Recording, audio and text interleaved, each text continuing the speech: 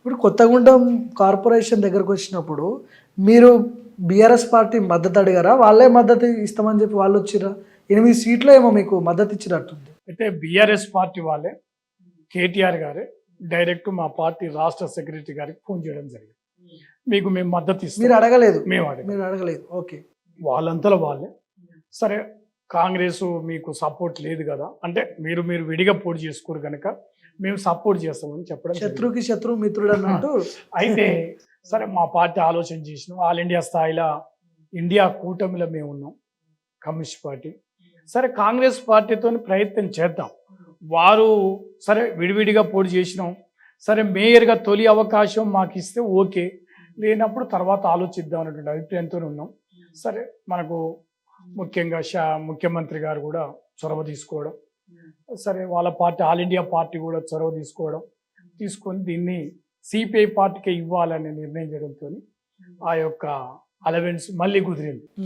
కానీ పొంగులేటి దృష్టిలో మాత్రం ఈ కార్పొరేషన్ ఖచ్చితంగా కాంగ్రెస్ పార్టీకే రావాలి. కమ్యూనిస్టులని ఇప్పుడు కనుక వాళ్ళకి ఛాన్స్ ఇస్తే భవిష్యత్తులో మళ్ళీ మనకే థ్రెట్ అవుతారు వాళ్ళు.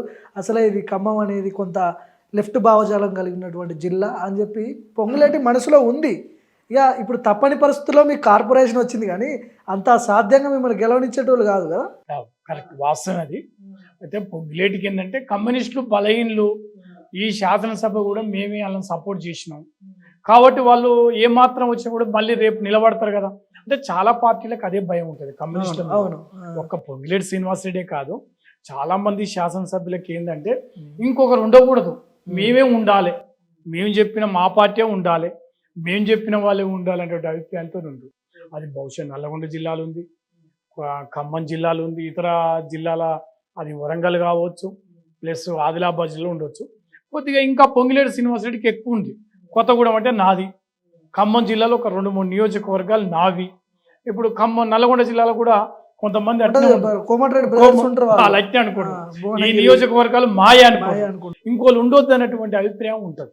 దానిలో భాగంగానే కమ్యూనిస్టులకు ఎట్టి పరిస్థితుల అవకాశం ఇవ్వద్దు అనేటువంటి అభిప్రాయం వాళ్ళకు ఉంటుంది. సరే ఇది దానివల్ల అయినా కూడా అంత మాత్రాన కమ్యూనిస్ట్ పార్టీ చావదు. తాత్కాలికంగా ఎదురు దెబ్బలు దాకొచ్చు, కమ్యూనిస్ట్ పార్టీ బలహీన పడవచ్చు, కానీ ఎప్పుడు కూడా కమ్యూనిస్ట్ పార్టీ నిలబడతారు.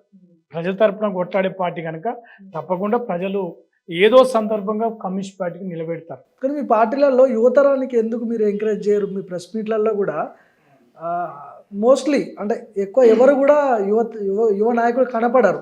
ఎందుకు ఎంకరేజ్ చేయరు అసలు? అయితే మా పార్టీలో ఇవాళ ప్రచారం అది తప్పు. ఇప్పటికి కూడా మా పార్టీ సభ్యులు కానీ మా పార్టీ మహాసభలు జరుగుతున్న నేపథ్యం చూసినప్పుడు డెలిగేట్స్ వస్తారు. డెలిగేట్స్ చూసినప్పుడు అంతా కూడా 40 ఏళ్ళ లోపలే దాదాపు ఒక 40-30% ఉంటుంది. మేము చూస్తాం లెక్కలు. డెలిగేషన్ వచ్చినప్పుడు ఏ పర్సెంటేజ్ ఉంది, యూత్ ఎంత అంటే 30 ఏళ్ళ లోపల ఎంతమంది, 50 ఏళ్ళ లోపల ఎంతమంది, 50 పైబడ్డ వాళ్ళు ఎంతమంది చూసినప్పుడు ఇప్పటికి కూడా చాలా వరకు ఈ 50 ఏళ్ళ లోపలే ఉన్నారు. సరే ఇక జిల్లా కమిటీలలో కానీ రాష్ట్ర కమిటీ కూడా అంత 50-55 ఉన్నారు. అంత పెద్ద మనుషులు లేరు. ఒకప్పుడు అనుకున్నంతగా కమ్యూనిస్ట్ పార్టీ పెద్ద మనుషులు ఉన్నటువంటి పార్టీ కాదు. మా పార్టీ ఆల్ ఇండియా పార్టీ కూడా నిర్ణయం చేశారు, 75 సంవత్సరాలకు అతను రిలీవ్ కావాలని. 75 ఏంలే, 75 సంవత్సరాలకు అతను రిలీవ్ కావాలని. అయితే ఒకప్పుడు ఉండేది కాదు. అందువల్ల ఇప్పటికి కూడా రాష్ట్ర పార్టీలో జిల్లా పార్టీలు అంతా యంగ్స్. ఇలా మా జిల్లా పార్టీ కార్యదర్శులు అంతా యంగ్సే. భవిష్యత్ చాలా మంది 40 ఏళ్ళు, 50 ఏళ్ళు, 35 ఏళ్ళు ఉన్నారు. చాలా మంది చాలా యంగ్స్ ఉన్నారు. సరే ఇలా ప్రచారం అంటే జనరల్గా రాష్ట్ర స్థాయి ఆల్ ఇండియా స్థాయి వరకు కొద్దిగా ఏజ్ పడ్డోళ్ళే ఉంటారు, 60 ఏళ్ళు అట్లా. ఎందుకంటే ఇది పార్టీ ఉద్యోగం కనుక అంత ఈజీ కాదు కదా, అట్లా ఉంటుంది.